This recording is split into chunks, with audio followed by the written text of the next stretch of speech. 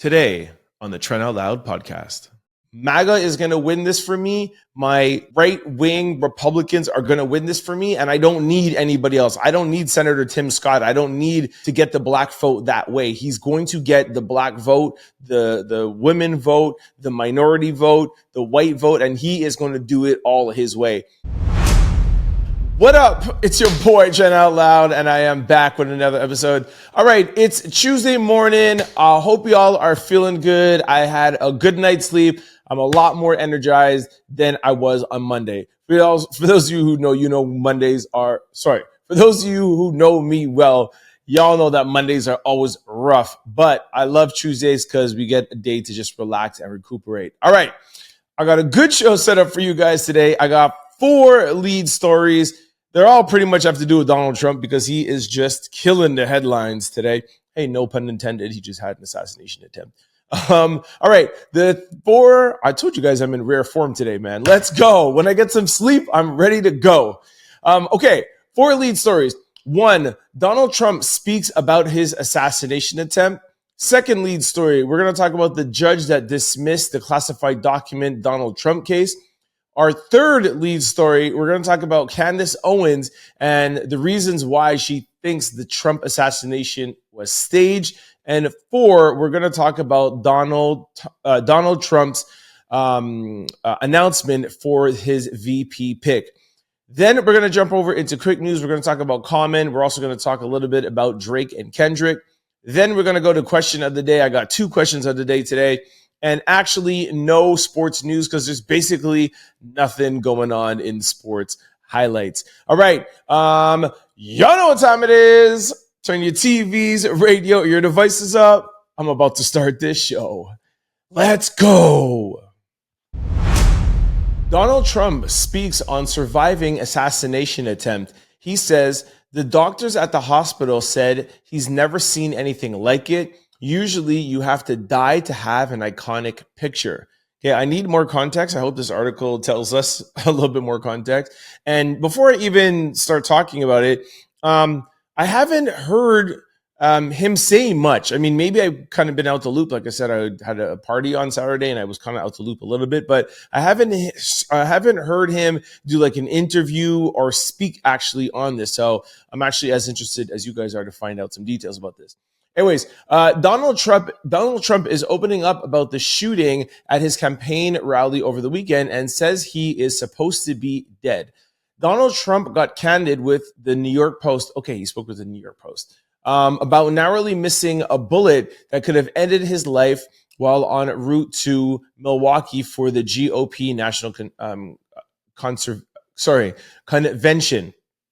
The doctor at the hospital said he's never seen anything like this.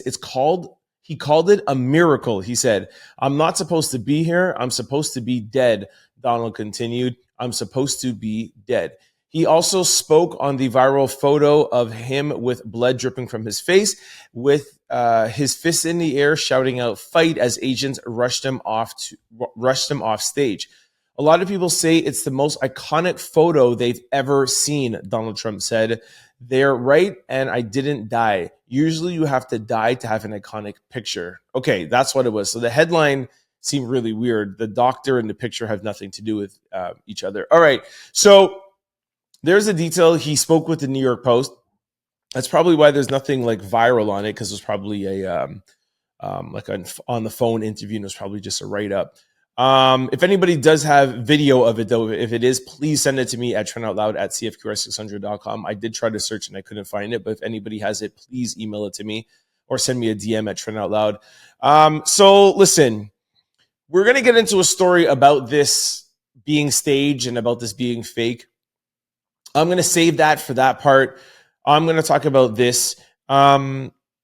If this was an assassination attempt on Donald Trump's life, and if that was really a bullet that grazed his ear, 100,000%, this is a miracle, right? We're talking a matter of centimeters more center, and he is dead. So that is a miracle. So I will give him that. And you must have a certain a different outlook or a different kind of feeling on life, a little bit kind of magical, if that is true and that you escaped death like that. So I can understand him saying sentences like that. But if we talk about the picture, okay, and this is so Donald Trump. Again, let's just assume this was all real. To the naysayers out there, and there's a lot of them, trust me, I will get to that. But the one thing about this picture and it being iconic with the blood dripping and him saying fight the power and all that stuff, or no, sorry, fight. That's Public Enemy, fight the power. That's not really impressive to me, right? So if you're telling me that you got shot at and you almost died, Secret Service, they fall on me. I watched the video again when I was at my sister's house yesterday, and we're talking about it at the table. And I really dissected the video, like second by second. And Secret Service jumps on him for maybe around 5 or 10 minutes. And that is protocol, because my sister researched it and she let me know that's protocol. If there's a shooting or whatever, all the men are supposed to jump on him.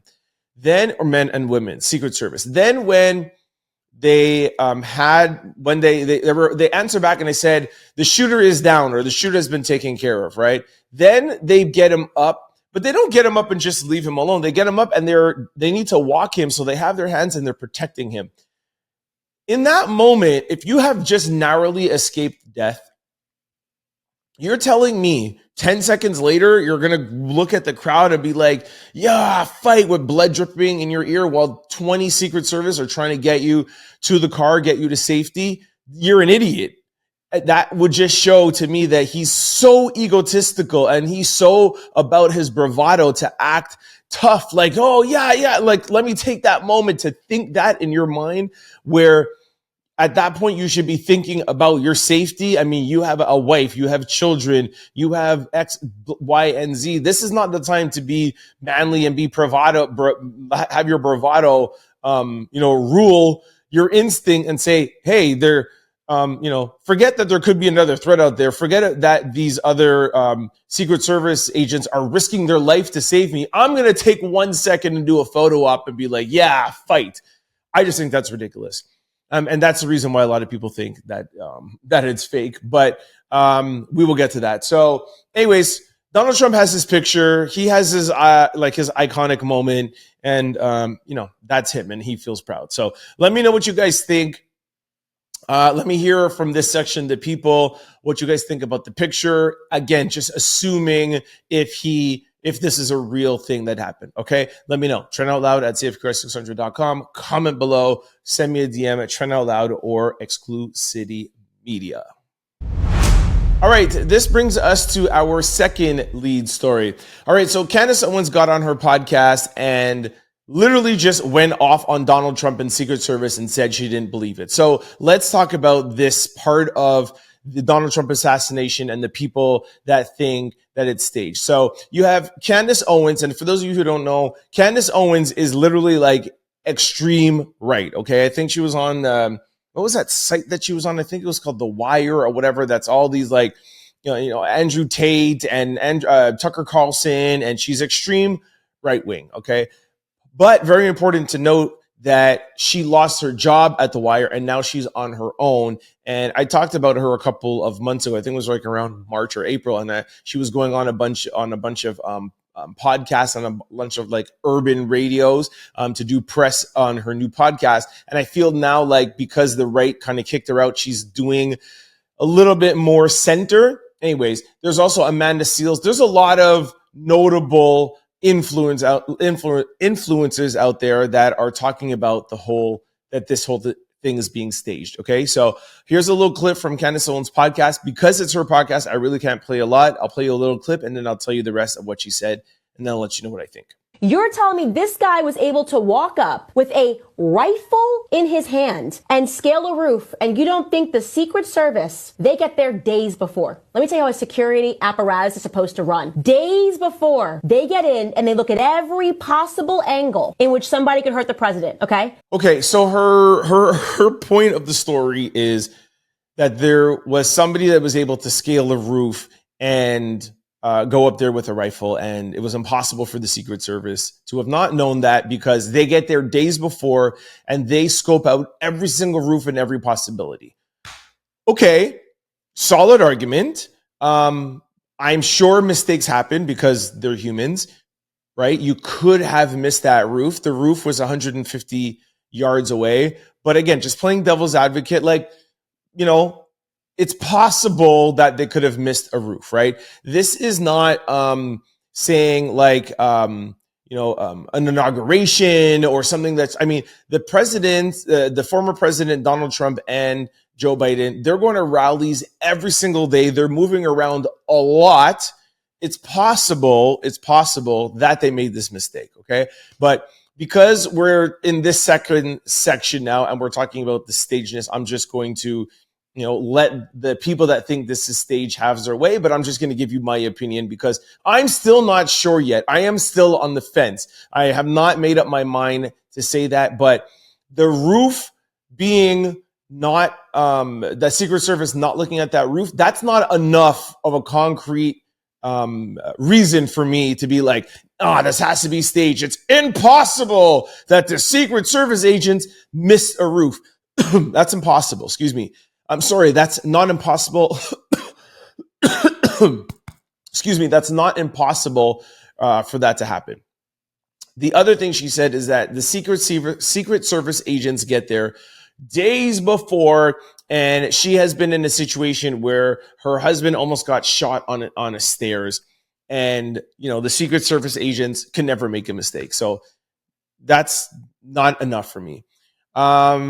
The other thing that a lot of people are saying is that there's people in the crowd that saw them. I forgot what his name was. I think it's Daniel Crooks. I saw him walking up and then getting on the roof and crawling, and people were like, hey, there's a guy on the roof and he has a rifle. And it was really like 10 or 15 seconds. And we're like, hey, the Secret Service had enough time to kill and shoot him.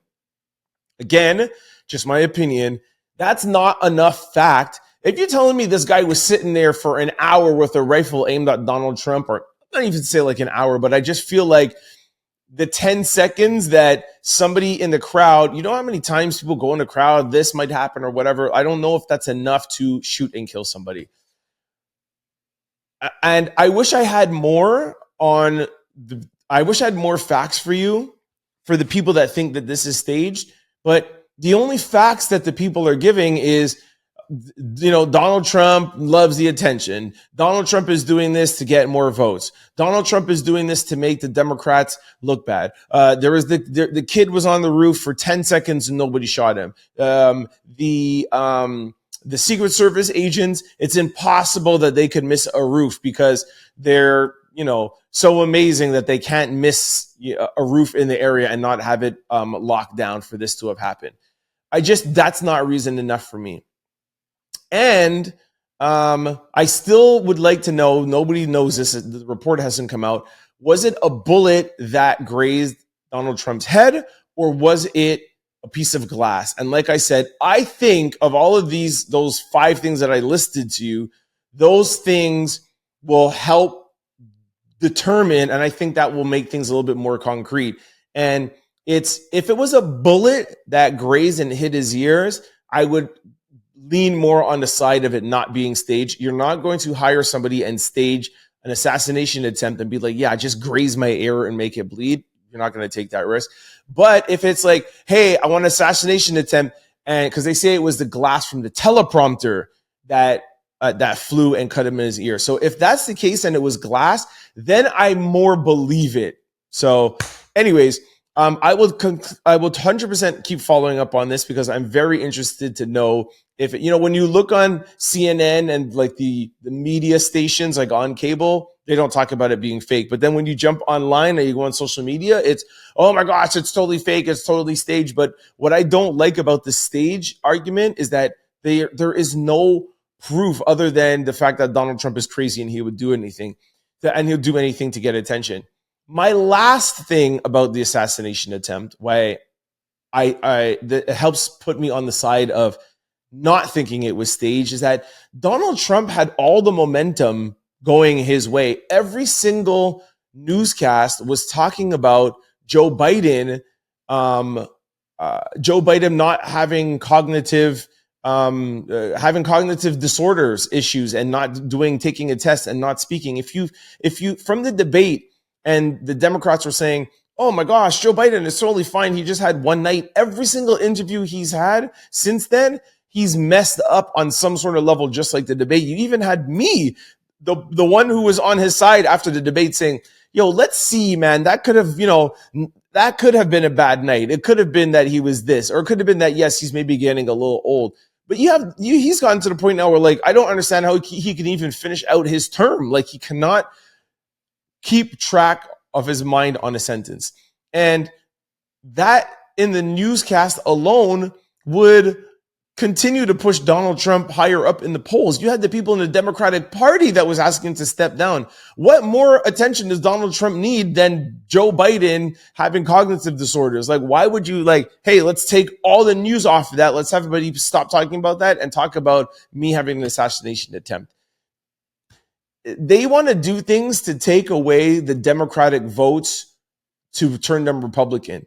An assassination attempt is not going to do anything but rile up his base. And how much more base do you want the MAGA people to be risen? You know what I mean? Like, him getting an assassination attempt is not going to turn the non-voters. That's not going to bring them out, and it's not going to take Democratic votes and turn them Republican. And I think anything that would be staged would have to turn votes or wake up people who don't want to vote. And an assassination attempt getting hit in the ear ain't going to do any of that stuff. That's why I'm still on the fence and I still need more information. Anyways, I hope I did both sides fairly, even though, you could tell I'm more on the side of not necessarily believing it, but I am still trying to stay neutral.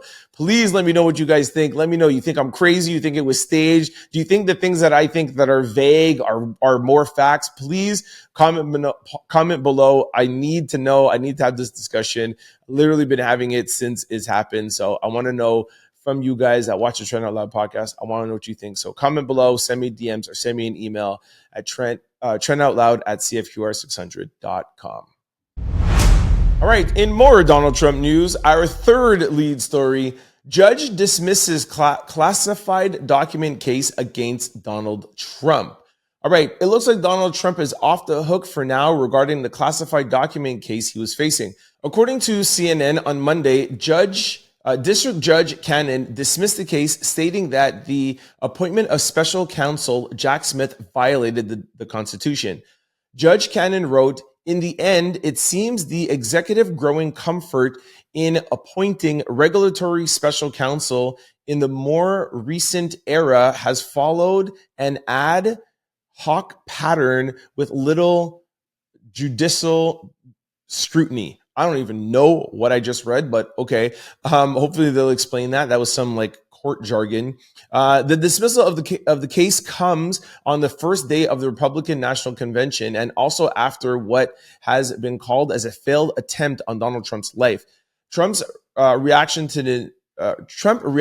to the news and said the dismissal of the legal indictment in Florida should be just the first step, followed quickly by the dismissal of all the witch hunts.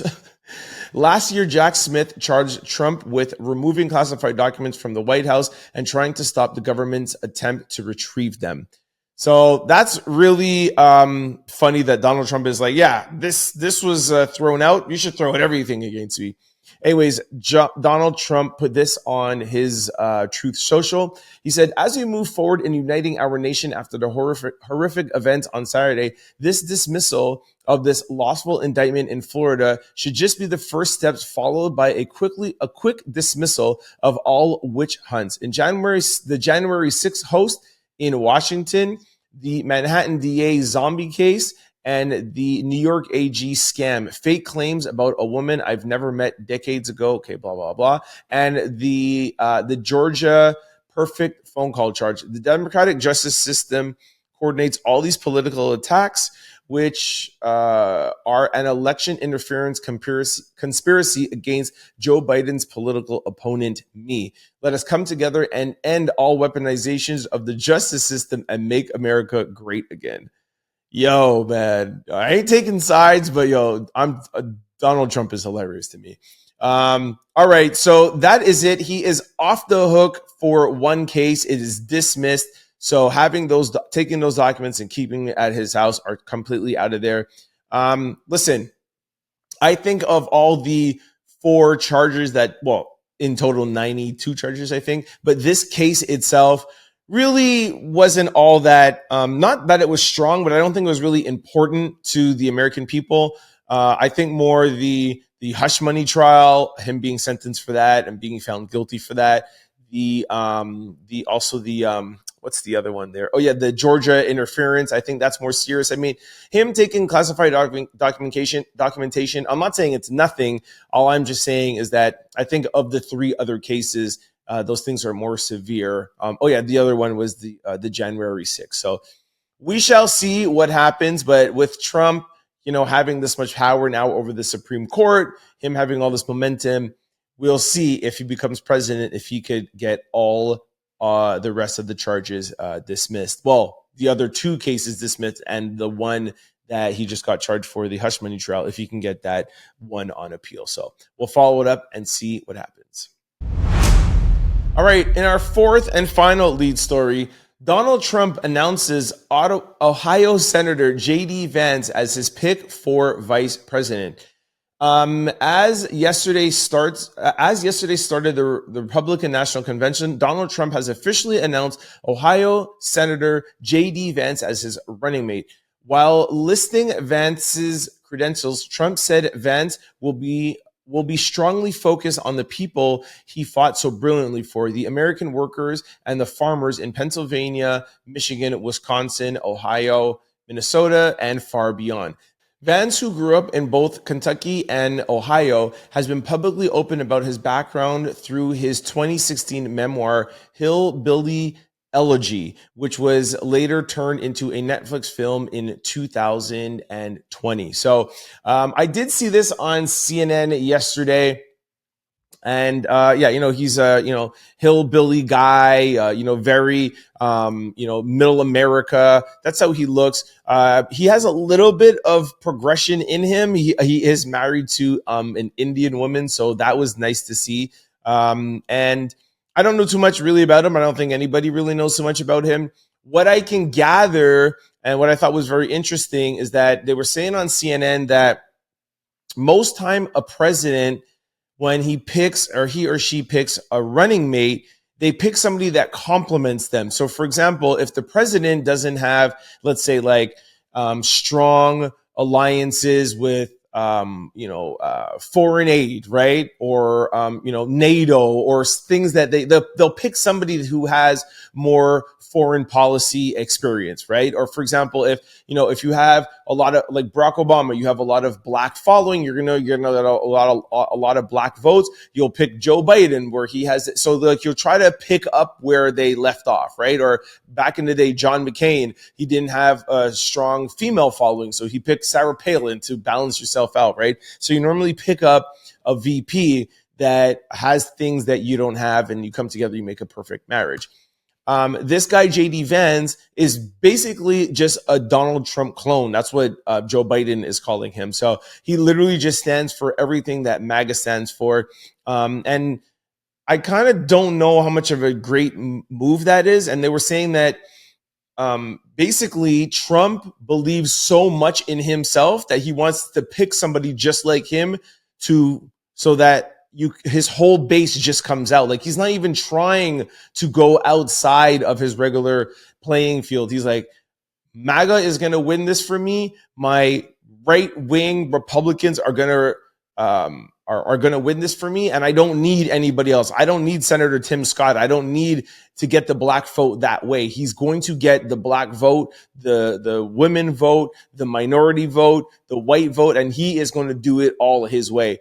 I must admit that's kind of gangster, but it also might be kind of dumb. You know what I mean? So the whole point of being able to pick a VP, like I said, for the past hundreds of years, as most presidents, is you pick somebody that has experience where you lack. So together as a whole, you're stronger. So we'll see what happens. I'm interested to know more about J.D. Vance. Let me know what you guys think about this pickup. Send me an email, trentoutloud@cfqr600.com. Comment below or send me a DM. All right, this brings us to quick news. Ring my bell. All right, let's get into some fun, man. We keep talking about Donald Trump and politics and everything. Let's get back to some music. Common opens up about his relationship with Jennifer Hudson. He says, this is a really healthy and beautiful relationship. When asked, so he was on The Breakfast Club, and when asked how he was able to tap into that Chicago energy in his latest project, Common shared that dating Jennifer Hudson, who is also from Chicago, allowed him to go home and be with loved ones and get back to his roots. That ultimately helped him with his album. Common continued to speak on his relationship with Jennifer Hudson and shared some of the things that he loves about her. He also says if he were to get married, it would be to her. So that's really dope. Everybody loves Jennifer Hudson out there. And for those of you who don't know, Common has definitely been around. He's been in a lot of relationships with a lot of Black female celebrities, from music to tennis, Serena Williams, Erykah Badu, music. Like, Common has gotten around, you know what I mean? So it's nice to see that from what he says, that he's found a relationship for him. He feels like he's loved. It's beautiful. It's blossoming. And if he were to get married, it would be to Jennifer Hudson. So I like this marriage. Well, not marriage, but I like this union that is forming between them. Shout out to Jennifer Hudson and Common. All right, in our second and final quick story, Nori from Drink Champs posted this on his Twitter yesterday, and he said, I predict Kendrick and Drake squash it and eventually make one of the greatest hip-hop records of all times. So I literally wanted to just jump in the comments here quickly and see what people thought about this, and then I'll give you my opinion. Somebody wrote, nah, Kendrick really hates him. 7-Eleven said, what part of I hate the way you walk, the way that you talk, the way you dress did you not understand? Unemployed Motivation said, I don't want this situation button. Somebody said, Kendrick took it to hell. There is no coming back from this. Fiona Apple said, he made Drake physically, what? He made Drake physically age 10 years and lose muscle mass. He's not getting into the booth with that, man. Oh, that's 100%. Drake for sure definitely looked like he aged when we saw him in those pictures at the white party with Michael Rubin. And it did look like he just lost a little bit of muscle. He could be on Ozempic, but who knows? But he did definitely look like he's a little stressed out and changed a little bit. Somebody else wrote, the devil is a lie. You're a 69 God. Okay, that was a quote from the song. Kendrick literally does not like Drake. Like, in real life, it's not happening. Okay, so I just wanted to show you guys before I gave you my opinion. Like, I do not think that this is ever going to happen. Although Drake went super hard on Meek Mills, he never got to a point of like complete disrespect and being like, yo, I don't like you, like how Kendrick did to Drake. So I know how everyone's like, oh, well, Drake and Meek Mills did a song and they came back together. And there has been, some hip hop beef that has come back together. But if this were to ever happen, trust me, it would be 10 years from now, like 20 years from now. It definitely will not be in the near future. And like some people said in the comment section, you could really hear the anger and the disdain that Kendrick has. And like the other person said, like, I don't like the way that you talk. I don't like the way you dress. I don't like the way you walk. Like, you don't not like that person. So I think maybe Drake, because he's more kind of playing the fun part of it. Like, good battle. Cool. Summer League. You know what I mean? Remember when he put that in his stories? So I think Drake may have been interested. And also, of course, the person who loses is more interested in kind of like wrapping it up and being like, hey, yeah, wasn't so bad. And of course, the winner's going to be like, yo, deuces, bro. So yeah, my opinion, you ain't going to see that happening. And if you do, it would be light years from now. And it would have to be like in a situation like how 50 Cent and Fat Joe came together when Chris Lighty died, which was both their managers, and say, hey, let's squash this for Chris. It would have to be something like that. It's never going to just be, oh, let's just do it for the fun of it. They might be on stage together if a mutual friend or a business partner or something passes away and they're honoring him. That is where I could see it happening. But other than that, it ain't gonna happen, bruh. Okay, this brings us to question of the day. All right, the question, this is a great question. In what order do you wash your dishes? Okay, I'm gonna have to like switch back and forth because I don't know if I'm gonna remember the order. So just bear with me. This question of the day might be a little slower than usual, but I'll try my best. Okay, so A is the cutlery, nice forks and spoons. B is glasses, C is plates, and then D is pots. Okay, so let me remember: cutlery, glasses, dishes, and pots. Okay, I'm ready. Go. So first, somebody put B, which was glasses, A, utensils, C, plates, and then pots last. Whew. I don't know why. Okay, yeah, actually, wow, they got my answer right away. That's exactly my answer. I was going to tell you guys when I got, but 100% I start with glasses. Actually, no. Yeah. No, I do my utensils last. A would be last. Okay, so well, let me tell you. I told you it's going to be a little confusing. Okay, so for me, I do glasses first because you don't want any grease on your sponge or your rag or whatever. And glasses just have like liquid in it. So you do your glasses first. Then you do your plates because that you could rinse off and there's not a lot of stuff. So then you do your plates. Then you do your pots and pans. You get all that stuff off. And then the last thing should be your utensils. You could maybe do your utensils and then your pots and pans last because that has all the grease and gook and all that stuff. But that's my thing. It's glasses, dishes, utensils, and pots. Okay, let's see what the next person. Grand Jeffy said, whatever I pick up first. Okay, that's horrible. You cannot wash a pot with like lasagna in it and then go wash a glass. That's just nasty. Uncle Marlo said, throw the silverware in to soak. Oh, exactly. I forgot to say that's why I do the utensils last because they need to soak because a lot of the food gets hard and caked on. So you need it to soak. Thank you for reminding me. Then he said, knock out the cups. Exactly. Then the plates and bowls. Wash the silverware and then the pots. Okay, I can feel that. I said kind of vice versa, but 100% do the pots last. I also said do the silverware last, but it's fine. 85 karat gold said, I asked my dishwasher. I'm not really into that business.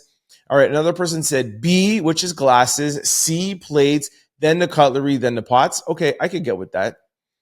Somebody again said B, A, C, D. Okay, here's somebody that said C first. So plates first, then the glasses, then the cutlery, and then D. Okay. Wow. Somebody wrote, the person's name is Golash Stigma, said D, C, B, A. Now, why would you do that? D is pots. C is the dishes, and then B is the glasses, and then utensils. Why would you wash pots first? Somebody said A, B, C, D is the only correct answer. Hell no, but whatever. I think ultimately, as long as you leave the dishes for last, I can get with that. Sorry, as long as you leave the pots for last, I can get with that. I wanted explanations. Here we go. Here's an explanation. Somebody said CBDA. So that is plates, glasses, D is the pots, and then A is the cutlery. So the answer is them pots usually need to soak a little, and the silverware been in people's mouth. They need to soak until the end. There you go. So I like that. Last person said, depending on what the water looks like, water will get changed anytime needed.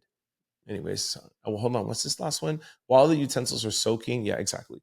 All right, so that's it, people. Wash your pots last, okay? Take it from me, Trent Out Loud. I'm a specialist.